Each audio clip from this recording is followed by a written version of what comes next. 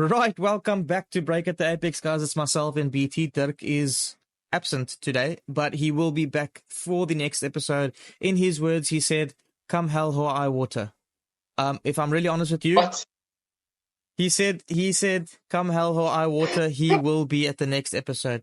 But to be honest with you, I'm not sure what high water he's talking about. He lives in Gauteng. They've got nothing. There's no ocean there. There's nothing. So I don't know what he's talking about. But anyways, the point is he'll be here in the next episode. So we will miss him dearly, but we have got business to attend, so we will continue on. Now, what is this episode about? This episode is basically just about testing. We are going to recap testing. We are going to react to testing, however you want to put it.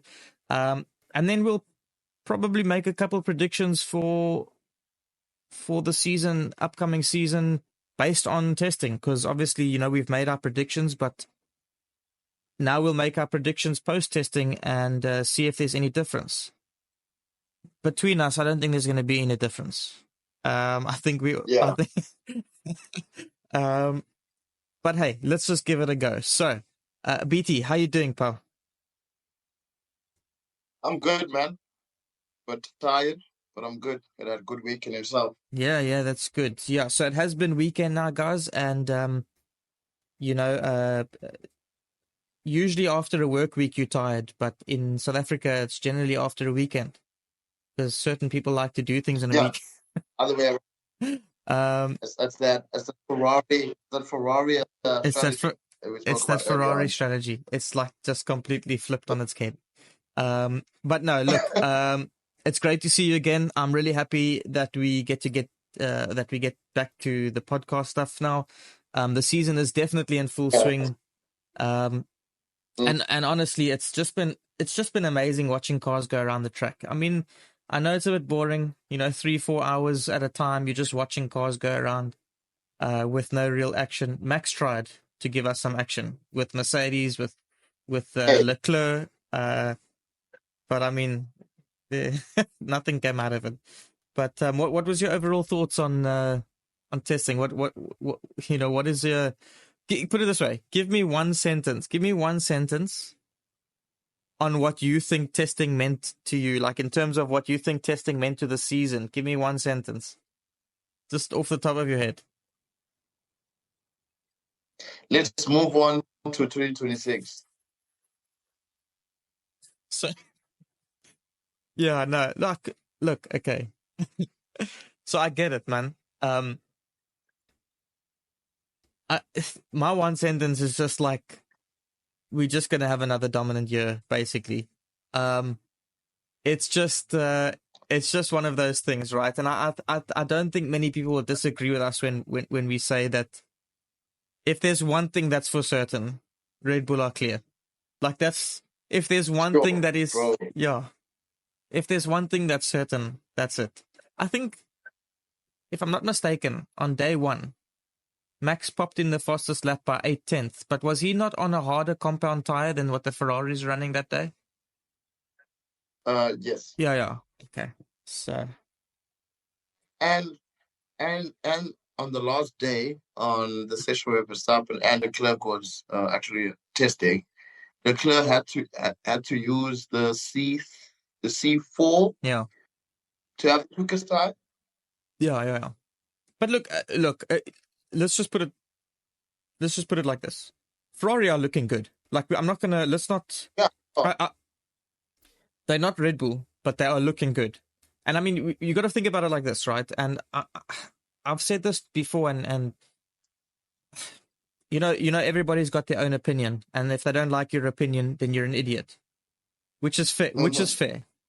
But my opinion is quite simple. Ferrari are looking good. Okay, to me, they're looking better than the McLarens, the Mercs.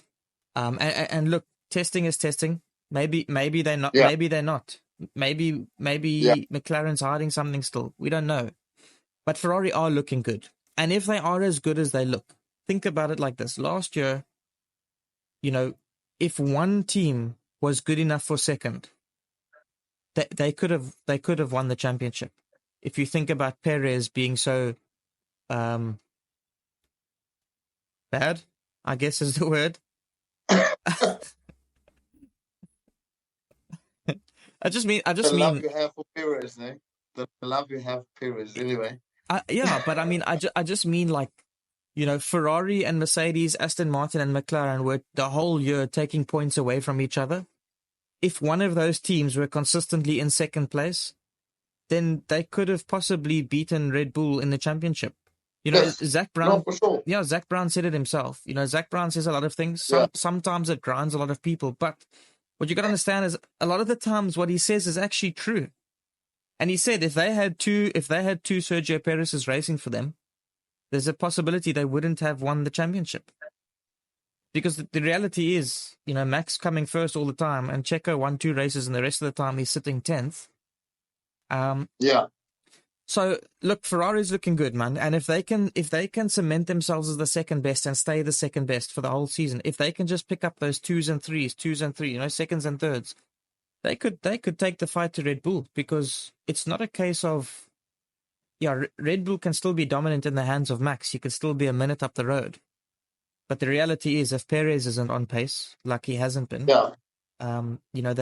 That sort of damages the team. But I've got no doubt that by half the way through the season, if Perez is not pulling weight and there is a car, like let's say Ferrari are close, they're going to take him out the seat and put in Daniel or Yuki or Lawson, whoever is capable, because until there's a threat, they will do nothing. But when there's a threat, I think they're the one team that will very easily just can the driver quickly. But hey, we got to see. Ferrari are looking good. What's your thoughts on Ferrari? Yeah, no, Ferrari is looking good, but Ferrari's always looked good in preseason or pre-testing. Yeah. Good. And there's some years they've looked good, and they're actually not that competitive. So I'm also just holding back on that. I'm not saying they're not looking good. They are. They are the second team behind Red Bull. Yeah. I recently also learned yesterday, or I saw yesterday, that actually there might be rumors that Red Bull was sandbagging the whole time, and there's more performance in that car. Dude, I mean, which is yeah, that's scary, I mean, bro, listen, I wouldn't put it past anybody, if I'm honest with you. Like, we know the sandbagging thing's a massive thing in testing, and if I'm really honest with you, it happens every year, and I wouldn't be surprised if there is still performance in that Red Bull. But at the same time, I don't care, because honestly, like, what would it matter? They still looked like the best car there. So if they were sandbagging, it doesn't actually matter, because all it means is we're just gonna have another boring year up front. You know what I mean? And if you're not like me, and you don't have a second team to try to cheer for, it can be quite boring. Unless, for example, if you're like a fan of Haas, for example, who's right at the back, you've got a lot to cheer for. You know what I mean? Because every little bit counts. And speaking about Haas, we've got a question. We got a question from TikTok from the Haas chap, really cool guy. If any of you guys are watching and you are on TikTok, go and give him a follow. That he is called the Haas chap, he loves the Haas team, right? It says it in his name, and his question that he would like to ask us is, Haas for world champion, yes or no? No? Yes or yes? So Haas for world champion winners, yes or yes? That was his question. So, BT, do you think Haas will be able to challenge for the world championship? No, they don't have the same spending budget as the big teams, the big four. So, unfortunately, not. I mean, look. I don't know. I mean, 2026 is around the corner. If they get sponsors, they could do something. But right now, yeah, I mean, under the cost cap, they can all spend pretty much close to that. But the thing is, Gene doesn't want to invest, man. Like, I think that's the thing. Yeah, I know. Let's be honest. Like, if you look at Lawrence Stroll, he's proven that if you put the money in, you can make it work. So it only makes me think Gene Haas is not. He doesn't want to invest. He's not putting money in because you can't just be at the back forever. Let's be honest. That on a serious note, Haas were looking bad, man. They were looking bad. They were looking reliable. They did the most laps out of anybody. I think it was 430 something laps or something like that, 440 laps. So they did the most laps out of everybody. So they definitely have got the reliability on their sides because I don't recall them having any issues. But I don't think they ever got their car faster than the last two on the grid in testing even. What they were testing, I don't know. But surely they should have had some kind of performance run along the 3 days, which would have put them out of the bottom two. But I don't recall a day where they weren't in the bottom two. So on a serious note, my wooden spoon prediction for Haas and Kevin Magnussen might come true. Which is unfortunate because I like K-Mag. He's cool, man. Suck my balls, K-Mag. Yeah. I mean, Haas, to be honest, Graham, during testing, we're not really looking at Haas because we kind of know what we're going to get from them. I mean, they probably the last team at the moment. I'd say they're going to be right at the back. And I wouldn't be surprised if steak, sirloin, Sauber, whatever is close to them. They had some okay showings though. They had a couple good laps that put the car up front with Zhou and Bottas. Another team that looked like they were struggling was Alpine. They really looked like they didn't have the best time. Of course. Yeah. Sauber or steak sirloin. Thank you. Your looks nice when you launched it. However, that car looks horrible. Oh my goodness! Don't even get me started. Yo, when it came out, I still think I messaged you. I was like, "Yo, bro, this car looks terrible. Like it looks so bad." But I will be honest. When testing was almost finished at the end of the day, it was nighttime, and it did look a lot better. It definitely looked better when it was darker. Wow. I'm about to say something very, very weird. No, I know what you're gonna say. You look better with the light. You look better with the lights off. It just sounded like that. I couldn't help myself. In some cases, like my wife looks, like I like, with the lights on, she's beautiful. But like in some cases, they look much better with the lights off, and that's kind of what Sauber are right now. They look a lot better when it's in the dark. Do you know what I mean? Yeah, but speaking from testing from them, I'm sure they're happy that they're not the last team at the moment. I'm sure that's an achievement for them. I mean, they're not doing that bad.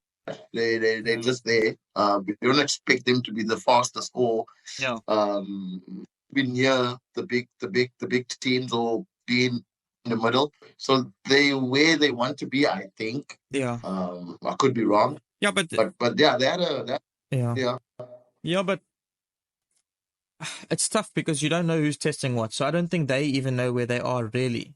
But what is nice for them is that they did have some really good laps.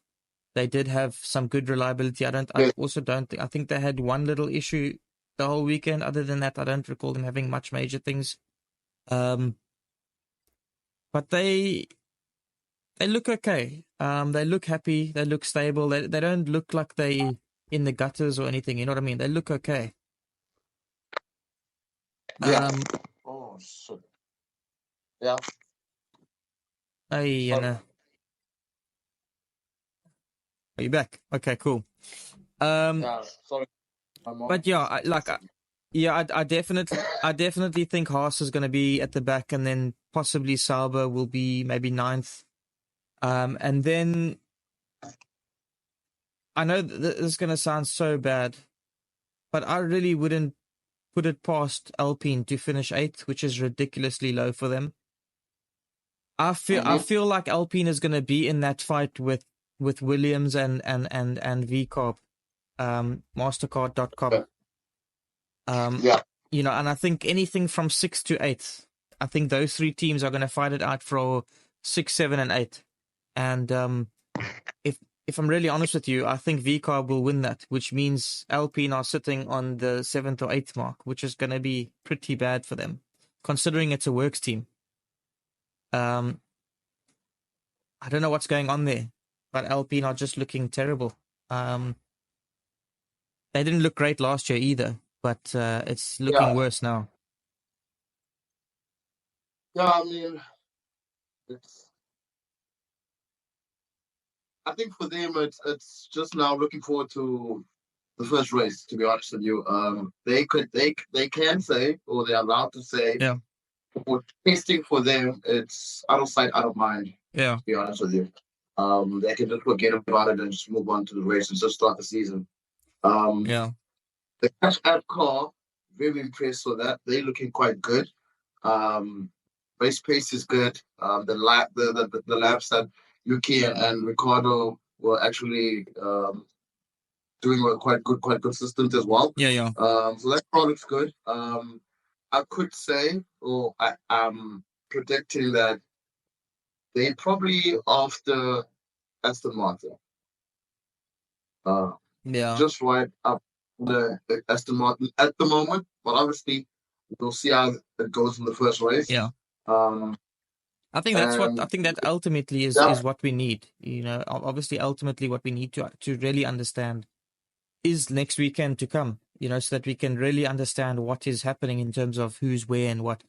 And that's a bit obvious to say. So I mean, I know like a lot of people are going to be watching this and be like, yeah, that's obvious, Graham. Oh, I know it's obvious. Don't have to be rude about it. I know it's obvious. But at the end of the day, yeah, I couldn't agree more. I think VCarb generally look happy. I mean, if you look at their body language, you look at the drivers, you look at them in the interviews, they look happy. Daniel looks happy. Yuki looks happy. So I like to base testing. I like to base testing on body language because you don't know what's going on the track. You don't know who's testing what. But when you look at them in the interviews, you know, like I posted something the other day saying Merc they're looking reliable. They do look like they have a good, reliable car, but they don't look very strong. And then they were like, do you have something against Mercedes, whatever? And I was like, no, I don't. The thing is, like, you say they're looking good because the car looks stable, but look at how they look in the interviews. They don't look like they're very happy. They're not smiling. They're not. They just they look very mellow and very sort of like. They don't look down, but they don't look upbeat. They don't look excited. They don't look happy. You know, you look at VCarb, the guys are looking excited. You're looking at the Ferraris, they look happy. You know what I mean? They're smiling, they're joking. And that's what I told you during the week. I was like, look at the body language of certain teams. And Mercedes, unfortunately, Lewis Hamilton made the right move. I must say that day 3, they looked a lot better. They did, but they fall off Ferrari. Well, we don't know if they are, but they certainly look. It looks like it, but we don't know if they are. But it looks like it is. But talking about Mercedes, very interesting concept on their suspension. So I don't know if you saw their suspension, but basically they've created a adjustable suspension, so they can adjust it. And it makes sense because I mean they did that old DAS system, which is also you move the wheel and it made the wheels go in or out, which helped for traction during quali and the race. Mm-hmm. So it is a very clever system. I mean, I'll put it this way: I had a chat with somebody. I was like, imagine how unfair it would be if you had James Allison and Adrian Newey on the same team. Because Allison always comes up with these types of things, and that's really, really amazing. Now, pair him up with someone like Newey, he's really good at the aero thing. Jeez, like it, bro. That's crazy. But basically, it's adjustable, right? So they can adjust it per the race, per the track, which is great. I think that's a very intelligent thing. My only thing is with that is I can hear you typing, bro. Oh shit! So Yeah. sorry. Yeah. So the thing is, like, I think it's a great concept, right? And I think it's very well thought out of the box. It makes sense that you would have something like that so that per track you can change it to suit the track. But my only problem is how do you measure, like, for example, in Park Ferme, when they come down from, let's say they go for qualifying, Yeah. would it not benefit the car to change the suspension for the race? Would it not help the car handle better over a longer stint? But would they be allowed to change it then? Because in Park Ferme, there's only certain things you are allowed to change, but you're not able to change everything. But that is not really a part of anything that's been discussed. So how would you? I don't know. It's a weird concept. It's a clever concept, but it does raise a lot of questions. And to prove that it raised a lot of questions, there was questions asked already, and Toto Wolff said, look, anything that they've done goes through FIA because everything that any car does has to go through FIA. So which means FIA technically has approved that. So Yeah. I'd be very interested to know how that plays into effect, like, for example, between quali and the race. Can they change the suspension from qualifying to the race? Because surely they can't, but it probably isn't stipulated because nothing like this has ever been made.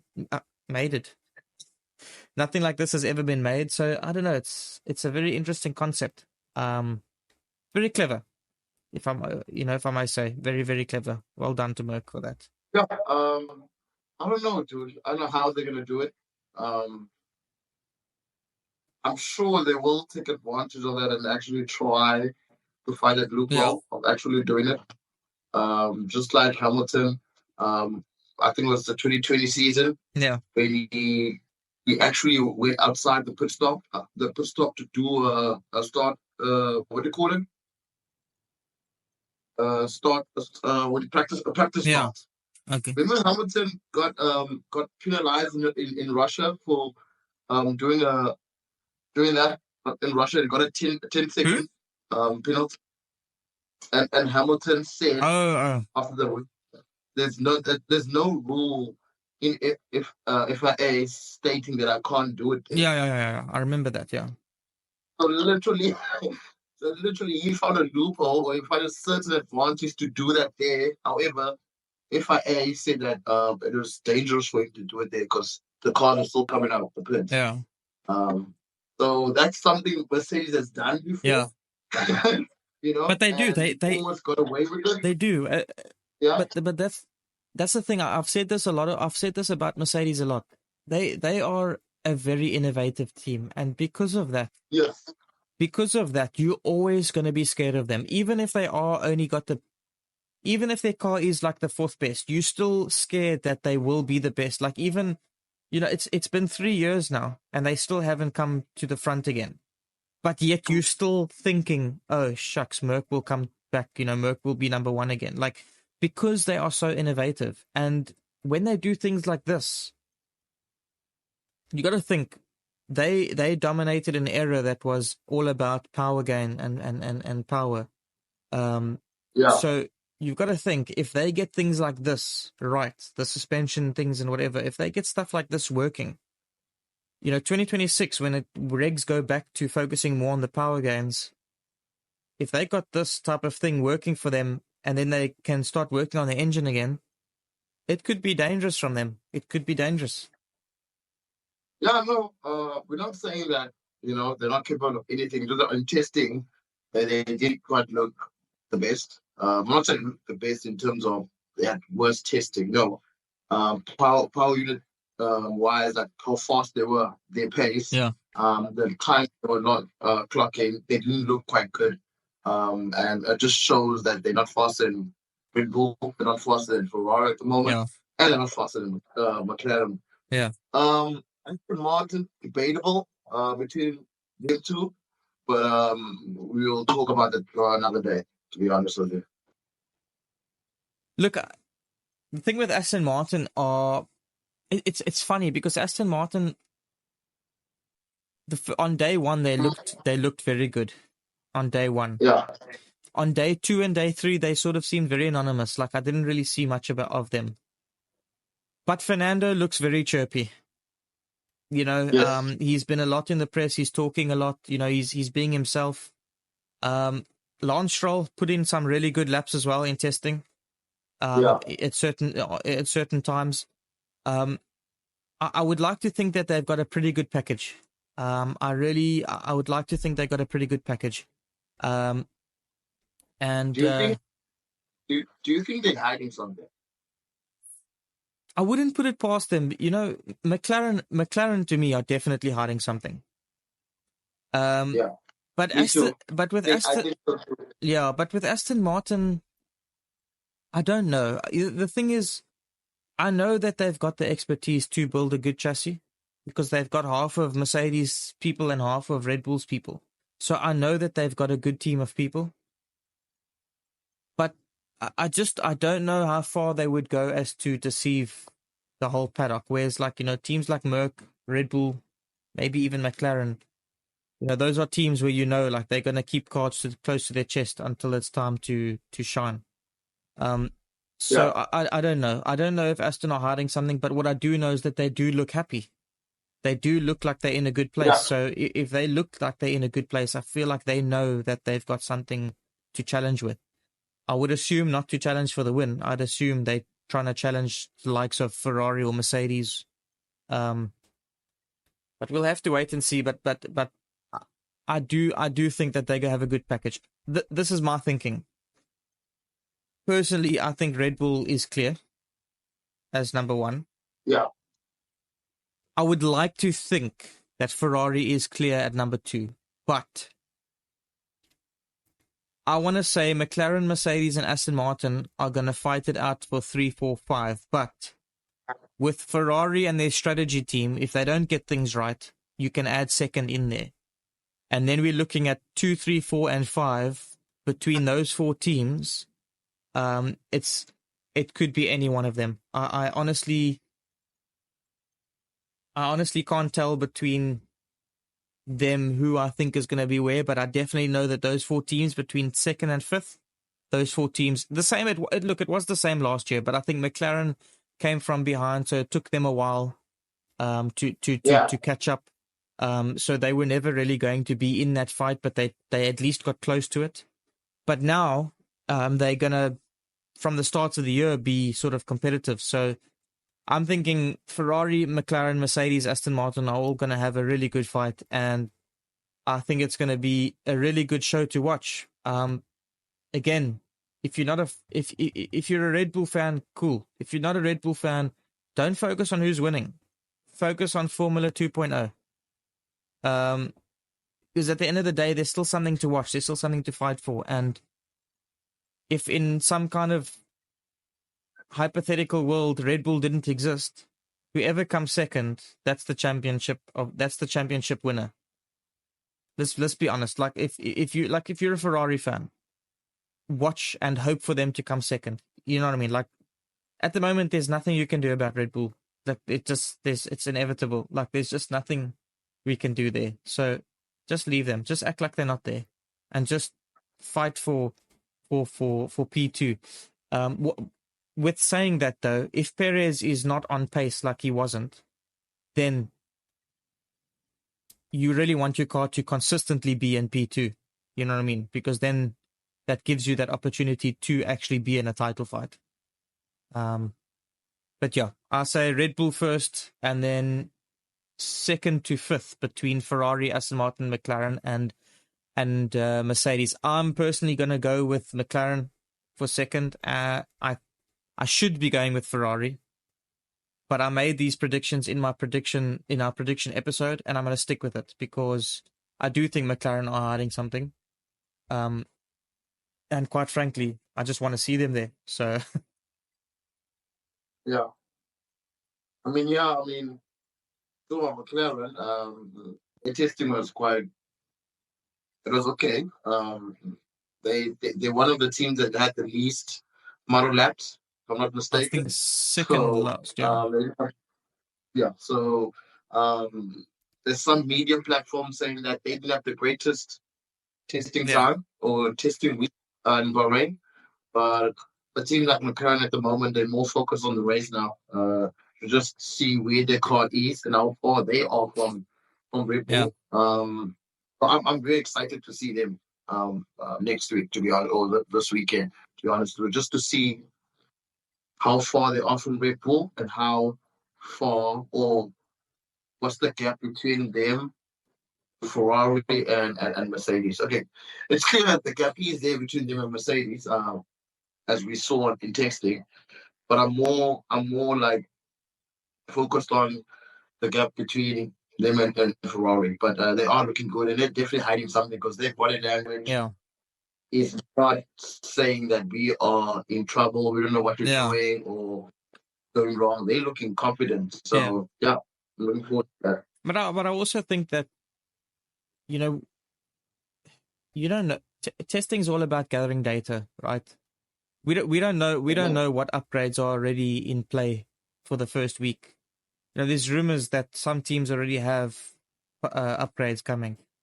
So again, you don't know. That data could be so valuable, and it could change by next week. F1 is one of those Yeah, sports that just change so quickly.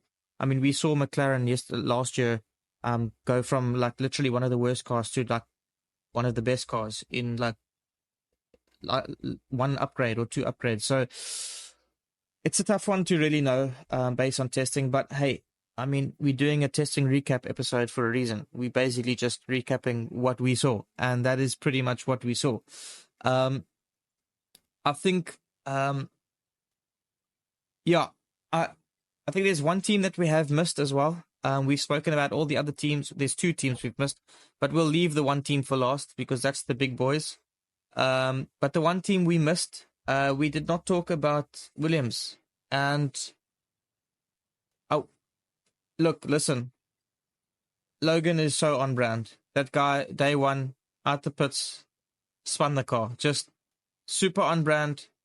Just, I was the guy that cost the most money for my team last year, and I'm going to show you that I'm that guy. Come out the pits, spin the car. Just, it's stupid. But listen, they do look pretty good though. Um, yeah, they do look pretty good. They had the least amount of laps run. yeah, So in terms of reliability, not really sure. But in terms of the car, they they look good and they look happy. And like if you listen to the things that yeah, they're saying, they seem pretty happy with their performance. So I got to say that Williams is going to be a team you need to watch out for. I don't think that they'll challenge the Mercs. I don't think they'll challenge Astons or anything. But like I said, I think that three-way fight. I feel like there's going to be that three-way fight between VCarb, Williams, and Alpine. And if yeah, I'm really blatantly honest with you, I feel like Alpine lose that, and that means Williams and VCarb are really going to push each other. I'm hoping that's the case, anyways, because I'd love to see Williams and VCarb really get closer to the front. Um, I couldn't care less about Alpine, if I'm really honest with you. But uh, yeah. I know. I mean, Williams. I second that. Williams are looking good. yeah, I mean, they had a good season last year, so they're just picking themselves up from that, um, and they just carrying on from last year where they left off last year. So yeah, they're testing. To be honest with you, I didn't quite watch them a lot, to be honest with you, but I never heard any concerning things besides yeah. Logan Sargent doing funny things on the track. Well, the car But the yeah, they're car looking died on good. Albon as well, but I mean that But yeah, that yes, got yes, yes, sorted. yes. I remember that. That did get sorted Yeah, pretty quickly, though. yeah. No, I mean, I'm not too concerned about them. Yeah, They look good. They look good. They look like they will challenge Alpine, or they look better than Alpine at the moment. Actually, let's just put that out there. And it look like they will be challenging the um, yeah, team for a certain place or to be above, trying to be above that team because they are also looking good at this point. So I'm sure their rivalry, they will focus on the cash app team instead for yeah. Alpine.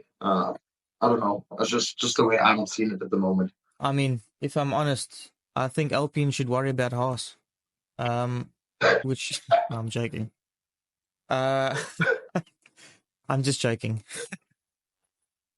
But That's so much shade, bro. no, that was rude. That was rude. The Frenchmen are gonna hate me for that. That's the last team. That's the last team. What's Red Bull, obviously, because we haven't had a chat about the We need to big talk boys. about it. Eh? We need to talk about it though. No, but Like, we had to leave him. We had to leave him till last. Like, I just want to ask one question. Like, does Max have to try and win everything? Like, can he not just chill for a second? Like, why must he come in harder compound tires, fastest lap?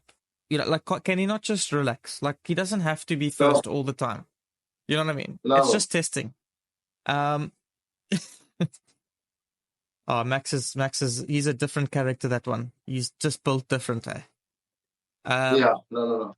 Yeah. Scary times. Look, I think the thing with Red Bull is it's not on the track where you're actually confident about their abilities. Like, they look good on track, but like even like with Perez on day 2, you kind of like Perez didn't really give in much good times, but at the same time, we don't know what they were testing. Yeah. But the confidence comes in where you look at their body language, you look at how they talk, you look at their interviews, you look at Christian Horner as well, and you're just like, these oaks have not an ounce of worry in their eyes. Like, no, they don't. They have got no. I almost said something. Yeah, they've got. Red Bull took some ideas from Mercedes and then made their car better. That's crazy. That is crazy. Like, and you know it's gonna get worse. It's gonna get worse. So, for example, first of all, these oaks have big balls. Like, let's be honest. Like, Adrian Newey's he's got like a proper big pair on him because, like, you go from having the most dominant season ever. You won 21 out of 22 races. Nobody's ever done that. You won 21 out of 22 races. And then you're like, nah, but we're going to change the concept of the car for next season. Yeah. What? Why? What? I don't understand. What are you doing? Because they knew that all teams will copy their design. Exactly. Well, I mean, yeah, I mean, Helmut Marko said that if they stick with the same concept and just build on that, then the chances are they won't be a good team anymore. So they had to take the bold move and try and do something different. What I found hilarious was that something different happened to be taking inspiration from a car that was a complete dud. That's crazy, man. But you know what's the funny thing? In theory, if you look at like if you take the understanding of aerodynamics, how aerodynamics works. Adrian Newey, there's a snapshot of him floating around, staring at the W14 or the W13, where the zero pods came out, and he stood staring at it with his little notepad. And now, obviously, in hindsight, you can tell he saw something very interesting about that design. But what he has probably now realized is how they didn't get it to work. Because in reality, that design should have worked. Because what the zero pods are supposed to be, it's supposed to allow air to flow to the back of the car. Yes. Easier. Okay. And in theory, that should be better. That should be what Adrian Newey said it last year. He still said, like, in theory, the zero the zero side pod concept should be working. And so he said, like, he even said, like, if they could find a way to get it right, they would have the fastest car. Now, there's rumors, I don't know how true they are, but there are rumors that there are upgrades waiting for Red Bull, and those upgrades include 0 side pods. Nah, I'm done talking about Red Bull, bro. No, I'm done. There's no point of us talking about this team, Graham. There's no point. What I would like to say, though, I'd like to say this, though. They have this. Adrian Newey is just stupid, man. I mean clever. I don't mean stupid, but it's just I can't wrap my head around how can one guy be so clever? Like, so first of all, when Red Bull came out, we were like, hold up, where's the inlets? You know, like the inlets that allow the air for cooling to come in. Yeah. Then somebody found a image that was clearer, and they saw a very thin inlet going vertically. And then everyone's like, okay, so they've got inlets, but they're really small. So surely that's not going to allow enough air through to cool everything. Mm-hmm. But then when testing started, they took a look. Could you hear that? Yeah. Pizza delivery. Now you see. So this mic, I clearly haven't set it up properly because it's supposed to block that nonsense out. But anyways, sorry about that. Where was I? Oh, the inlet. So when testing started, you know they got that little flap that goes over the side pod on the front of the side pod? Yeah. Yeah. They then saw that there's a small little inlet underneath that little flap as well going across. So there's a horizontal one and a vertical one right next to each other. But it's also very thin. So they're like, okay, cool. So that's letting air go in, but it's again very small. But what it is letting air do, it's letting air come in at different angles, which is spreading it different ways. You think about the intricacies of that. It's not just air coming in, it's coming in at different angles in different ways. So it's spreading it in a different way to get to the oil, to get to the different parts that it needs to. But then when you look closer, there's a nice big shot of Max Verstappen chilling in his car with 2 massive holes above his head, where those massive looking exhausts come from. So that's where the big actual inlets are. It's just unreal, the things that this guy thinks of. But the fact is, he didn't think about it. He got the concept from Mercedes. He just made it better. He's just realized. Yeah, he made it better. He's just figured how to make it work better. Yes. If that rumor is right about the 0 side pods, I'd be very interested to see if they do it. That would be a moose of, dude, that is like flexing to the max. That's like Adrian Newey going to Toto Wolff and saying on his desk, you know what I mean? Just like, might as well slap him around in the face, just be like, you know what I mean? Like, that is just flexing big time. And I feel like if there's any team, like, let's be honest, Red Bull are known as the rebel team, right? Like, they came into the sport and they were the party team and they got everybody else involved from the other teams to come and party. And they're the team that likes to cause a lot of controversy. And, like Christian Horner likes to tease people and he likes to take stabs and stuff. They're known as the rebel team. If there was one team in the world that would make it a point to stab Merck in the heart and twist it, it would be Red Bull. Yes, of course. It would be Red Bull. It's like Adrian Newey and Christian sat down and they were like, you know what? For the 8 years of pain that Mercedes caused us, I think what we should do is take their concept and make it work. Like, it's just ridiculous, man. It's just ridiculous. But anyways, basically our thoughts on testing and our thoughts on Red Bull, our thoughts on all the other teams that we spoke. I think we did cover all the teams now. Hopefully we didn't miss anybody. But look, I mean, at the end of the day, I'm really excited. I'm really excited. I'm really happy that we are back. The season's back.